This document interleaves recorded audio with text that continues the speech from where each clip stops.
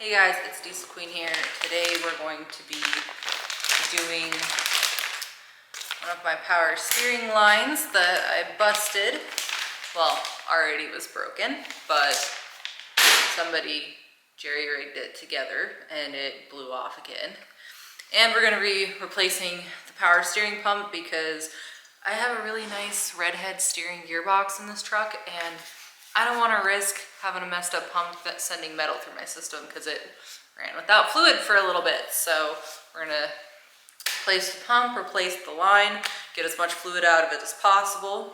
And yeah, didn't run that long, but it was running without fluid in it. The line that busted goes from the gearbox to the cooler, so it just kind of dumped it everywhere. So yeah, let's get into it. All right, so the first thing we're gonna do is take these bottom lines off on the cooler, and I would suggest also either blowing some stuff through this or taking the whole cooler off and dumping it out. The fluid that came out of this actually looks really freaking clean. Like there's no sparkles in it, which is a really good sign. But take these off and just to let it drain. And then the next thing we're gonna do is we're gonna take the belt off. All right, so you're gonna find your belt tensioner, which is right there. Put a 1/2 inch drive ratchet in there so you can loosen it, or at least pull it to loosen the belt. And that is your power steering pulley. So what I do is I loosen that just enough to pull it off my power steering pulley, and I try not to pull it off of anything else just to make it easier to put back on. So yeah, loosen your tensioner, get your tensioner pulled so it loosens the belt, and then pop it off your power steering pulley there. Alright, so once you get your belt off your pulley, we're going to take these lines out, or that line, and that hose up there, that's already disconnected. That is this hose on the cooler right here. And we're going to pop these, the hard line off the bottom of the pump, and then the soft line off that cooler. I'm just going to leave that soft line on because it's already disconnected down here. And then you can see 3 bolts. So this plate right here, that is what your pump mounts to, and you can see the 3 mounting bolts on that plate. Heads are over on this side, right? So you have to take a socket and go through the pulley and connect it to these. It kind of sucks. I don't know why they didn't put that on that side, but. Alright, so I have these nifty little wrenches, or angle wrenches, I'm going to use for this line here. And I'm pretty sure it's supposed to be a metric, but I don't have metric in that size. So we're going to use a 3/4 angle wrench, maybe. Get that off. These are snap-on because the angles are patented, by the way.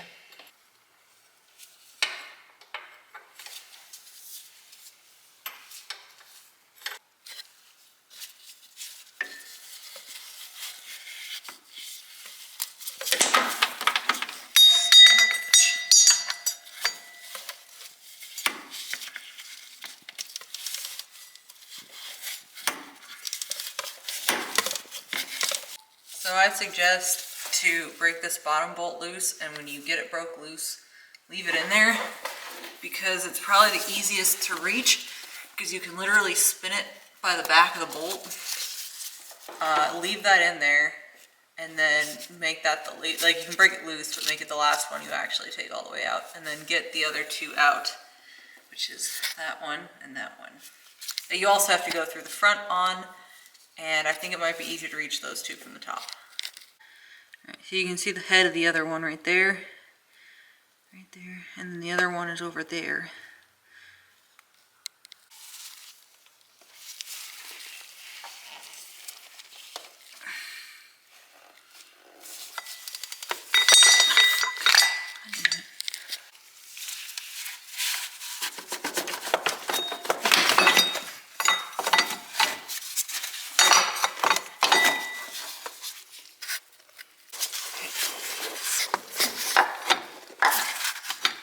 That hose gotta come off.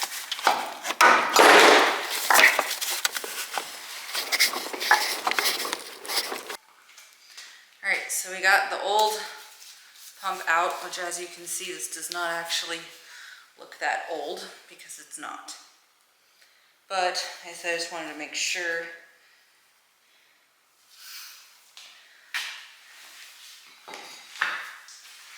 There's the new pump. I would keep these little caps on here, on these reservoirs, until you get it installed. And then once you get it installed and bolted in, then when you're ready to put the hoses on, then take these off. That goes to the cooler. And there's the hard line. So, put this in the exact same way it came out, down through the top. And then it might be a little bit easier to see. But these are the 3 bolts that it bolts to the engine timing cover to, the little bracket on the engine timing cover. And as you can see, they kind of go through, right? And you put them in through the front.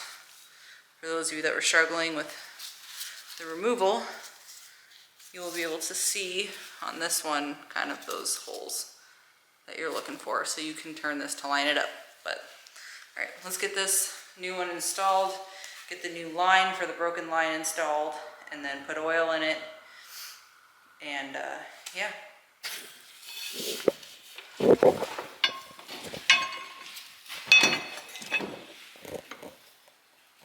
What?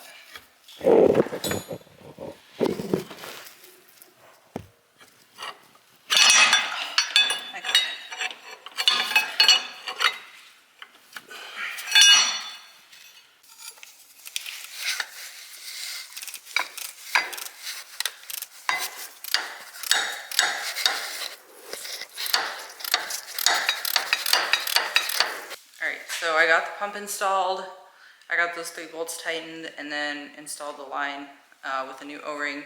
This is the line that broke and that I just took off the steering gearbox. This is the culprit. So this is a fitting, the same fitting. This is the same fitting as this, and this was somebody's redneck ingenuity quick fix, is to cut that off and then just a hose in between the 2 broken pieces of the same fitting. It's no wonder that this just blew right off. I mean, even this side just sits here and twists in this double clamp. I'm surprised it didn't blow it apart sooner, to be honest with you. That's what it's supposed to look like.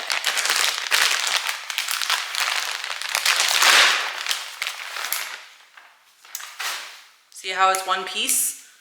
See how it's very not broken? That's what it's supposed to look like. All right, so I got this line replaced, and then after I did that, I continued hooking up the cooler lines. By the way, if any of you need to get better access into any of this stuff, especially the lines,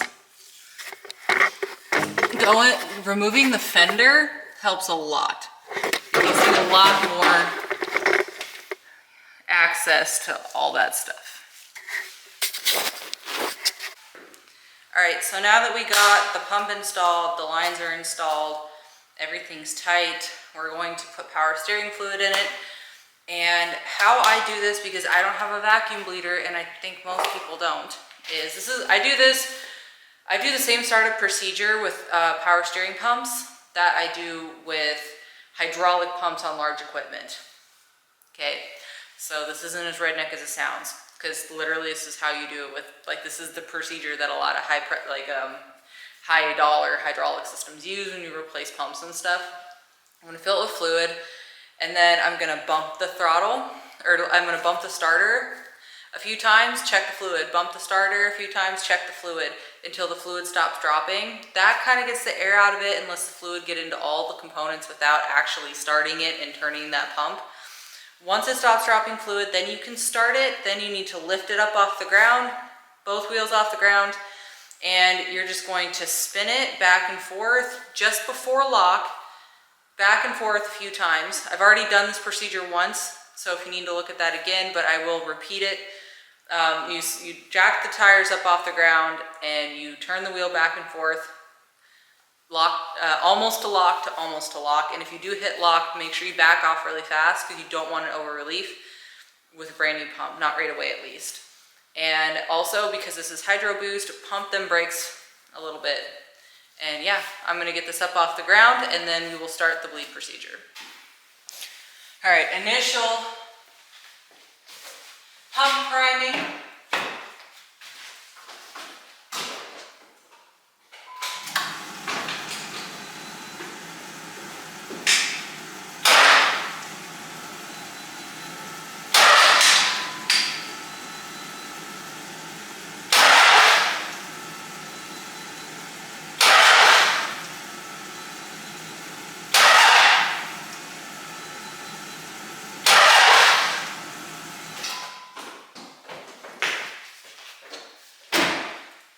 I know this seems dumb, but this is literally how we prime pumps in the heavy duty world. Most tanks are gravity fed, and when you replace a component, you bump it like this is a common practice, so don't come at me. All right, the level did not drop much as anticipated because the reservoir on this, just like equipment, is technically above the pump, so it should gravity feed and gravity down. So now I'm gonna start it and we're gonna turn it like once or twice back and forth, pump the brakes, and then check it again.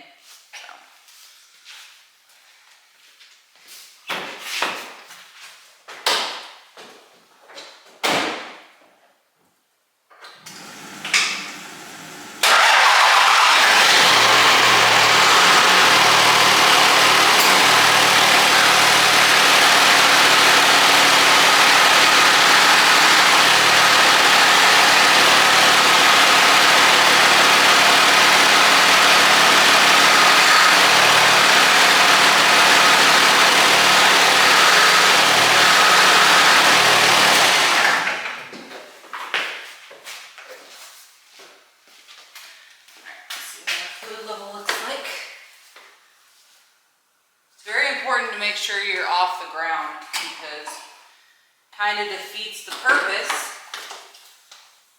The whole point of this is to kind of remove any restrictions from it and let the system just refill with fluid. So this will not work if you do not pick the tires off the ground, especially if you're on concrete and you have big tires. But it doesn't even work like that with like my dually. So that has stock tires on it. So it's better to just not be lazy, and definitely use some fluid that time, which is why we only did it a couple of times.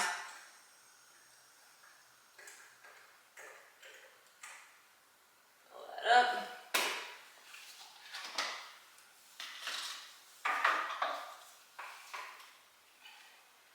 I do recommend doing this like that first couple bumps and stuff without the cap on. But after that, just make sure you check it.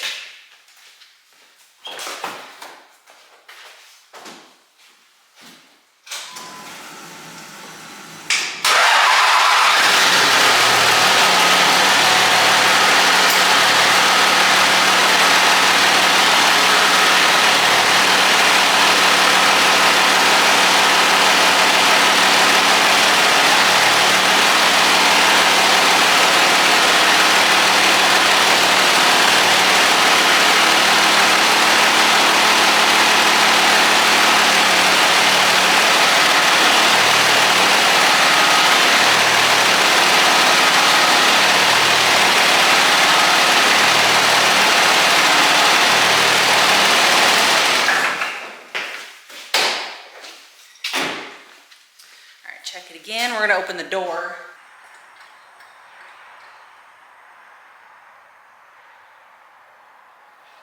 Just for reference, I'm almost done with my second quart. Oh God, I just spilt it everywhere. I need to invest in a power washer. All right, so just repeat that until it's no longer dropping fluid, and then you're good to go. There is a specific number of times you're supposed to do this. If you need a more in-depth like visual of this, go to my redhead steering gearbox install video at the end of that, There is a very in-depth bleed procedure specifically by Redhead, and that, especially if you're replacing the gearbox, is super important. But other than that, thanks for tuning in, and I'll see you guys on the next repair.